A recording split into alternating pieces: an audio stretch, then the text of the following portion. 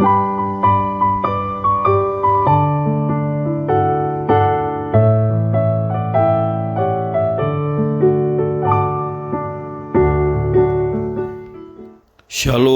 salam sejahtera bagi Bapak Ibu Saudara-saudara, anak-anak yang dikasihi oleh Tuhan Yesus Kristus. Jumpa kembali bersama saya Pendeta Eka di dalam renungan firman Tuhan pada hari ini, hari Jumat 1 Maret 2024. Sukacita dan damai sejahtera dari Tuhan Yesus kiranya menyertai hidup kita sekalian. Puji nama Tuhan. Bacaan firman Tuhan hari ini sampai pada pembacaan surat Yakobus pasal yang pertama. Kiranya firman Tuhan memberkati kita sekalian. Baik, sebelum kita akan merenungkan bagian firman Tuhan hari ini, mari kita akan berdoa bersama. Tuhan Allah Bapa di surga, di dalam Yesus Kristus, kami bersyukur dan berterima kasih kepada Tuhan yang memelihara hidup kami sampai pada hari ini. Terima kasih ya Tuhan untuk kebaikan Tuhan yang sungguh kami alami dari hari ke hari. Biarlah itu menjadikan kami semakin mengenal pribadi Tuhan dan pengenalan akan Tuhan membawa kami hidup dalam ketaatan akan firman-Mu. Karena itu setiap kali kami membaca, merenungkan, biarlah Engkau yang memampukan untuk kami dapat mengerti apa yang Tuhan kehendaki. Juga kami dapat melaksanakannya dalam hidup kami.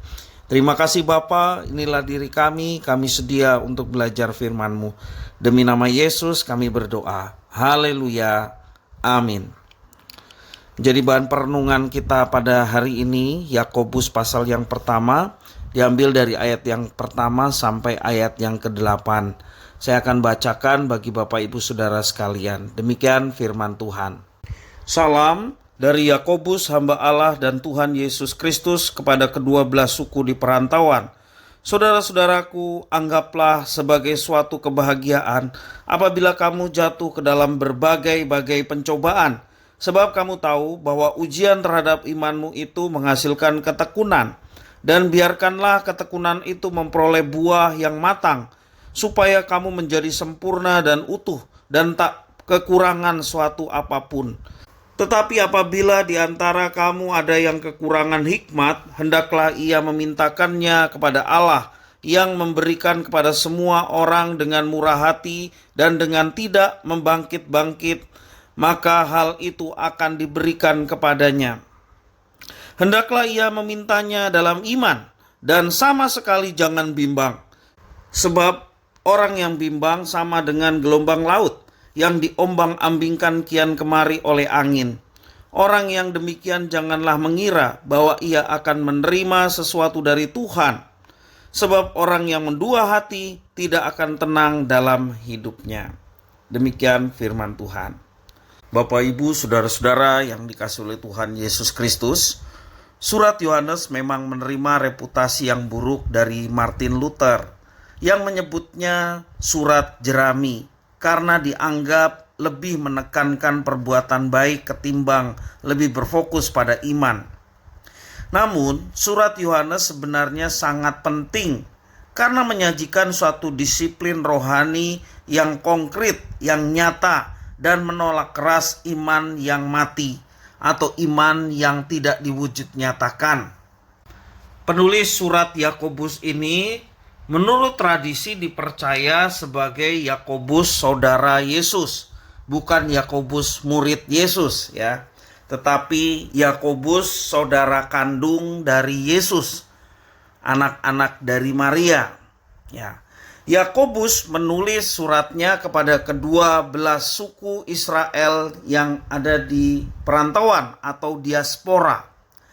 Menurut Yakobus, iman selalu menemukan ekspresi dalam disiplin rohani yang nyata. Misalnya, sikap dalam menghadapi pencobaan di dalam ayat yang kedua sampai keempat, dan sikap hati tidak mendua dalam doa permohonan di dalam ayat yang kelima sampai yang ke-8. Iman yang sejati selalu hidup dan menghidupkan. Ujian dan pencobaan hidup adalah kesempatan merasakan kebahagiaan sejati dan sebagai latihan ketekunan. Yakobus tahu bahwa iman semacam itu membutuhkan hikmat dari Tuhan Allah sendiri. Memohonkan hikmat yang demikian butuh fokus hati kita kepada Tuhan, bukan mendua hati karena godaan dunia.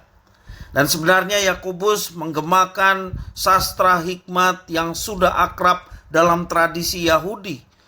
Menghidupi iman dalam tradisi hikmat bukanlah sesuatu yang statis dan rapi terprediksi.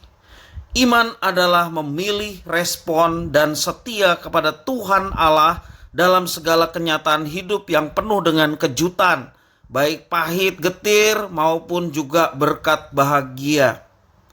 Pergumulan iman bisa penuh perdebatan seperti dalam kisah Ayub dan teman-temannya ketika menghadapi kesengsaraan. Namun bagi Ayub, pergumulan iman adalah soal mengarahkan sikap hati. Hati yang setia kepada Tuhan di tengah pencobaan dan ujian, bahkan ketika tak cukup berhikmat untuk setia. Krisis adalah waktu yang menentukan untuk memilih respon kita. Di tengah krisis sering muncul kejelasan atas berbagai prioritas dan kesetiaan dalam hati kita. Krisis menjadi momen yang sangat penting untuk kita mendekat kepada Tuhan. Memang banyak hal ada di luar kendali kita, namun iman tidak akan patah dihajar oleh ujian dan pencobaan, melainkan semakin matang di tengah krisis dan kesulitan di dalam kehidupan.